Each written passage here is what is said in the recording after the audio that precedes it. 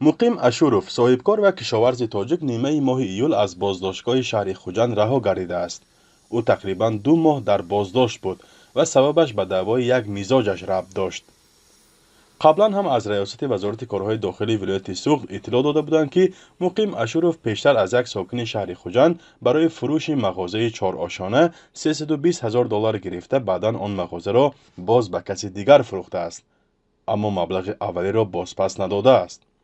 حالا این داد و گریفت را حسابی کردند و بحث تا به دادگاه نرفته است.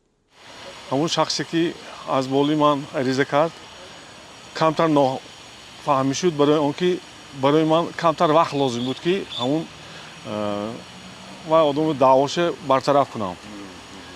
یک ماه 2 ماه نرسید که این کار رو برطرف کنم. من آدم عریضه کرد، خیلی موافق عریضهشون جوابگیری کشته شدیم، قرض برقرار کردیم.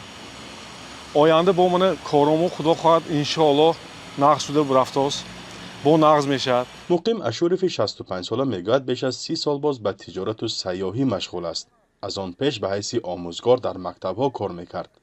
شرکت سیاحی سپودنیکی تقریباً 20 سال مقیم اشوروف در آن به حیث مدیر کار کرده است. اساساً برای بارکشانی از چین مشغول است. همچنین برای سیاحان داخلی و خارجی روادید نیز آماده میکردند. ولی باری هم با میزاجان سری مبلغ بحث‌های دادگاهی نداشتند. در حیات من اولین بار، لیکن من حالا اون شخصانی که از من قرض دارند از بالای اون به یگان مقامات مراجعه نکرده بودم که قای شرایطش شود میدهد نتیجه اگر چیلاش. یک پسر مقیم اشوروف با دختر سروزیر تاجیکستان قاهر رسولزاده عائله برپا کرده است، ولی او تاکید می‌سازد که فعالیت کاری او و فرزندانش به خویش و تبار یا خدایش وابستگی ندارد. از سال 92 خطای با رفته آمده میجازهای برده باراشون آورده داده. من 32 سال میشد که با صاحبکاری مشغولم، هم صاحبکاری و هم سایه سیاحی.